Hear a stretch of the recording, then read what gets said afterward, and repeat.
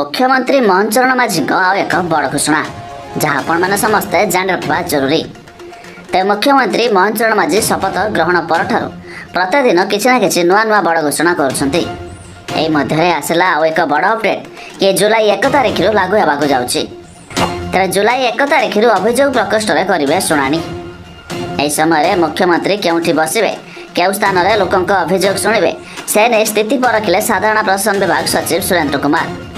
तेज अधिकारी आलोचना करने सह बैरिकेड व्यवस्था कराई।